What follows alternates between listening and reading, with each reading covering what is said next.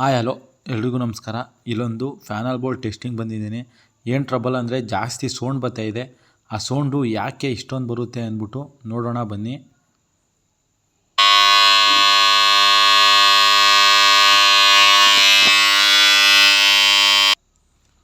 Sound ಕೇಳಿದ್ರಲ್ಲ ಯಾವ ರೀತಿ ಬರ್ತಾ ಇದೆ ಅಂದ್ಬಿಟ್ಟು. ನೋಡಿ, ಈ 3 ಕಾಂಟ್ಯಾಕ್ಟ್ ಸೆಟ್ಟಲ್ಲಿ ಯಾವ ಕಾಂಟ್ಯಾಕ್ಟ್ ಸೆಟ್ಟಲ್ಲಿ ಸೌಂಡ್ ಬರ್ತಾ ಇದೆ ಅಂದ್ಬಿಟ್ಟು ನೋಡೋಣ.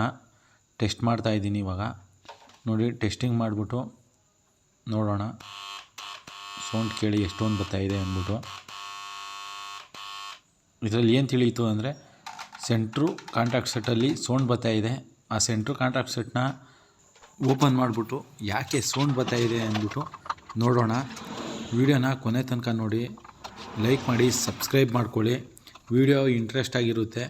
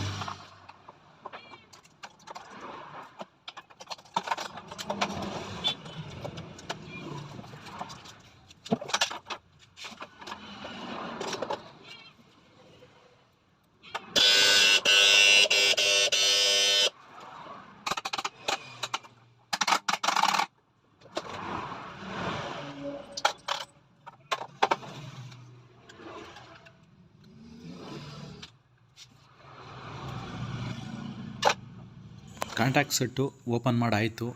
ಯಾಕೆ ಸೌಂಡ್ ಬರ್ತಾ ಇದೆ ಅಂದ್ಬಿಟ್ಟು ನೋಡೋಣ. ನೋಡಿ, ಆ ಪ್ಲೇಟು ಓಪನ್ ಮಾಡಿದೆಟ್ಗೆ ಗೊತ್ತಾಗೋಗುತ್ತೆ. ನೋಡಿ, ಅದು ಮೇಲ್ಗಡೆ ಇರೋದು ಮ್ಯಾಗ್ನೆಟ್ ಕಾಯಿಲು. ಮ್ಯಾಗ್ನೆಟ್ ಕಾಯಿಲ್ ಮೇಲೆ ಏನಿದೆ, ಜಿರ್ಲೆ ಹೋಗಿ ಕುಂತ್ಕೊಂಡು ಆ ಕಾಂಟ್ಯಾಕ್ಟ್ ಸೆಟ್ಟು ಕೆಳಗಡೆ ಮ್ಯಾಗ್ನೆಟ್ ಕಾಯಿಲು ಕ್ಲೀನಾಗಿ ಕಚ್ಕೋದಿರ ಅಷ್ಟೊಂದು ಸೌಂಡ್ ಬರ್ತಾಯಿತ್ತು. ನೋಡಿ, ಆ ಜಿರಳೆಯಿಂದ ಎಷ್ಟೊಂದು ಸೌಂಡ್ ಬರ್ತಾಯಿತ್ತು ಅಂದ್ಬಿಟ್ಟು. ಈ ರೀತಿ ಜಿರಳೆ ಬಂದು ಈ ರೀತಿ ಕುಂತ್ಕೊಂಡಾಗ ಕಾಂಟ್ಯಾಕ್ಟ್ ಸೆಟ್ ಕೆಳಗಡೆ ಮೋಟ್ರುಗಳು ಹೋಗೋ ಚಾನ್ಸ್ ಜಾಸ್ತಿ ಇರುತ್ತೆ.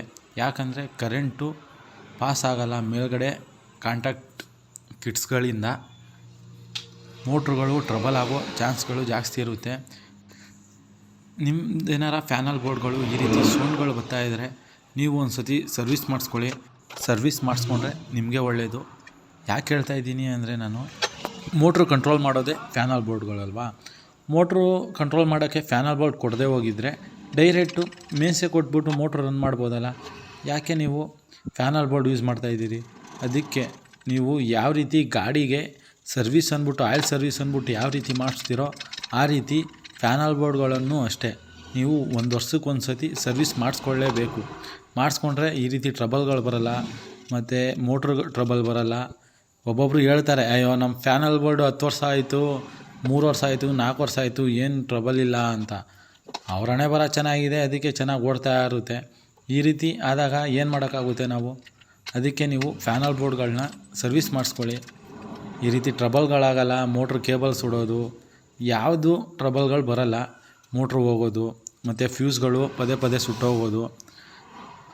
ಇನ್ನೊಂದು ವಿಡಿಯೋದಲ್ಲಿ ಫುಲ್ಲು ಡೀಟೇಲಾಗಿ ಫ್ಯಾನಲ್ ಬೋರ್ಡ್ ಬಗ್ಗೆ ತಿಳಿಸ್ಕೊಡ್ತೀನಿ. ಫ್ಯಾನಲ್ ಬೋರ್ಡ್ ಟ್ರಬಲ್ಲು ಯಾವ ರೀತಿ ಇರುತ್ತೆ ಅಂದ್ಬಿಟ್ಟು ತೋರಿಸ್ಕೊಡ್ತೀನಿ. ನೀವು ನಮ್ಮ ಚಾನಲ್ನ ಸಬ್ಸ್ಕ್ರೈಬ್ ಮಾಡಿ, ಸಪೋರ್ಟ್ ಮಾಡಿ. ಕನ್ನಡದವ್ರನ್ನ ಸ್ವಲ್ಪ ಸಪೋರ್ಟ್ ಮಾಡಿ, ಅಷ್ಟೇ ನಾನು ಕೇಳ್ಕೊಳ್ಳೋದು ನಿಮಗೆ.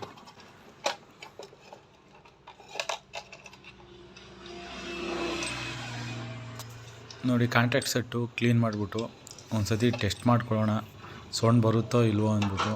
ಬನ್ನಿ ನೋಡೋಣ. 1 ಟನ್ಗೆ ಹಾಕಿದ್ದೀನಿ.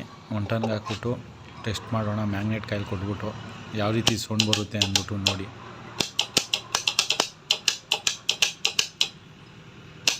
ನೋಡಿ, ಸೌಂಡ್ ಬರ್ತಾಯಿಲ್ಲ ತಾನೇ. ಅದೇ ಟ್ರಬಲ್ ಇದ್ದಿದ್ದು.